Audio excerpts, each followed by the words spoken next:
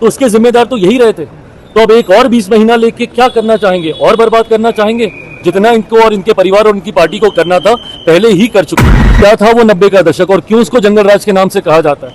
किस तरीके से लूट मार, हत्या, अपहरण, डकैती, महिलाओं के साथ बलात्कार, बच्चों तक की हत्या, निर्मम हत्या, बहुत सारा टारगेट जो है चिराग पासवान, तेजस्वी यादव के ऊपर किए हैं और क्या कुछ कर रहे हैं, ये वीडियो को पूरा देखते हैं कि 15 साल बिहार की जनता ने इन्हें और इनके परिवार को देने का काम किया और उन 15 सालों में जो इन्होंने बिहार को बर्बाद करने का काम किया, परिणाम स्वरूप आज भी कई बिहारी जो उस वक्त बिहार से पलायन करके गए थे, पीढ़ियां बीत गई पर वो वापस नहीं आ पाए उनके जंगल राज की वजह से। तो ऐसे में जब वो 20 महीने का जिक्र करते हैं तो एक बार अपने परिवार के ही नेतृत्व में जो 90 का दशक था उसको याद कर लें।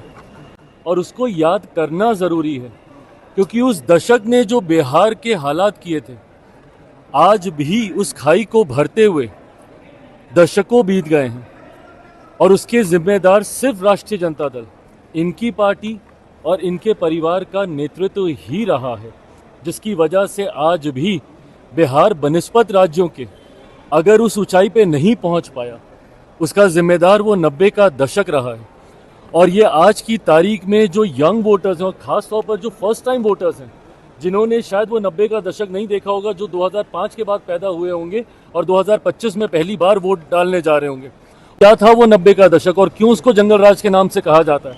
किस तरीके से लूट मार, हत्या, अपहरण, डकैती, महिलाओं के साथ बलात्कार, बच्चों तक की हत्या, निर्मम हत्या किस तरीके से दिन दहाड़े खुलेआम की जाती थी, जिसकी वजह से देश में ही नहीं विदेशों तक बिहार को बदनामी झेलनी पड़ी, जिसकी वजह से आज भी बिहार और बिहारियों को एक गलत दृष्टि से देखा जाता है दूसरे राज्यों में, दूसरे देशों में। तो उसके जिम्मेदार तो यही रहे थे। तो अब एक और 20 महीना लेके क्या करना चाहेंगे? और बर्बाद करना चाहेंगे? जितना इनको और इनके परिवार और उनकी पार्टी को करना था पहले ही कर चुके हैं। इलेक्टोरल रिवीजन हो रहा है बिहार में। तेजस्वी यादव कह रहे हैं कि लोकसभा में क्यों नहीं करवाया गया था इन सब चीजों को, विधानसभा में क्यों हो रहा है ये सब?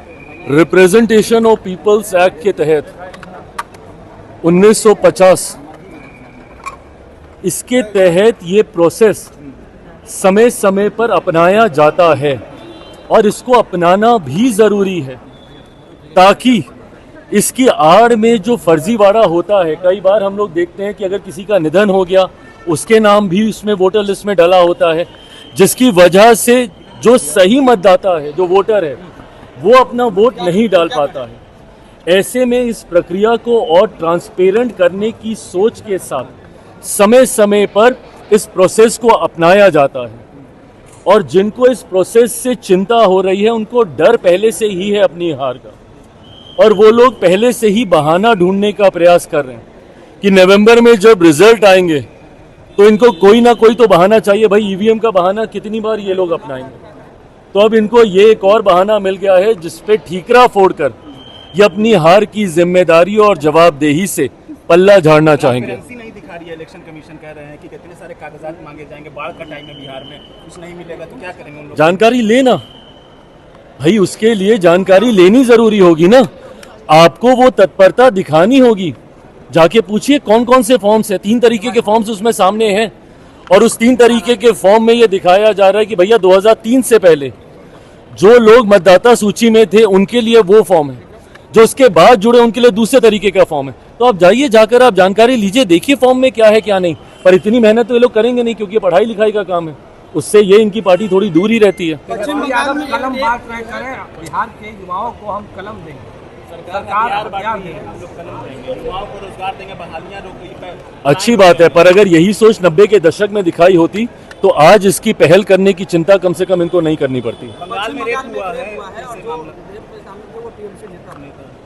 देखिए, बंगाल में जिस तरीके से एक अराजकता की परिस्थिति उत्पन्न हो रखी है, भयावह स्थिति बनी हुई है वहां पर, ये लोग दूसरे राज्यों पर तो उंगली उठाने से पहले 1 मिनट नहीं सोचते, पर अपने गिरेबान में झांककर इनको देखने की जरूरत है।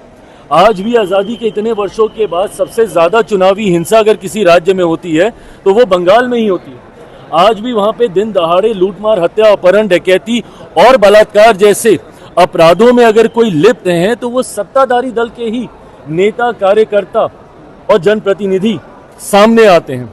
ऐसे में जिस तरीके से एक अराजक परिस्थिति वहां पे बनी हुई है, मैं तो बल्कि केंद्र सरकार से आग्रह करूंगा कि नहीं संभव है भैया वहां की सरकार से उस राज्य को संभालना, वहां पे राष्ट्रपति शासन लगाना चाहिए और उसके तहत ही हम लोग को चुनाव में जाना चाहिए ताकि चुनाव शांतिपूर्वक तरीके से पूरे किए जा सके। राज्य बिहार में आयोग बने हैं, उसको लेकर लगातार नेता प्रतिपक्ष तेजस्वी यादव सवाल पूछ रहे हैं, कह रहे हैं कि क्या दामाद आयोग के बाद बहनोई आयोग, मेहरारू आयोग भी बनेगा? उनके ज़माने में जब उनकी सरकार थी, आयोग बन गए होते तो मुझे लगता है उसके माध्यम से कई ऐसे कार्य हैं जिनको आज सुचारू रूप से आगे बढ़ाया जा सकता था, जो बिहार के विकास में एक महत्वपूर्ण योगदान देते। और ये जब दूसरों के ऊपर उंगली उठाते हैं तो उनको इतना भी याद करना चाहिए कि उनके परिवार के कितने सदस्य कहाँ कहाँ, किस किस पद पर, किस किस सदन में मौजूद हैं और रहे हैं। वो तो उस परिवार से आते हैं कि जब अगर उनके पिता को जेल जाना पड़ता है तो उनकी माता जी को मुख्यमंत्री बनाया जाता है। वो किस कानून के तहत हुआ था किसी को नहीं पता।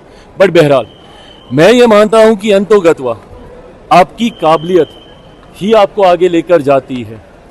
अगर किसी अध्यक्ष में, जिसको आयोग की जिम्मेदारी दी गई है, अगर वो उसके लायक नहीं होंगे, काबिल नहीं होंगे, तो सरकार बैठी है, ये एक संवैधानिक पद है फैसला लेने के। तो अभी आप सुन रहे थे जो है चिराग पासवान क्या कुछ कह रहे थे, तेजस्वी यादव के बारे में क्या कुछ कह रहे थे, और जो है मतलब बहुत सारे बात बोले हैं कि जो है मतलब जो 90 के दशक में जो है कैसा जो है जंगल राज था और क्यों हमको बिहार आना चाहिए, क्या मतलब कि जो है स्पष्ट उन्होंने कहे हैं।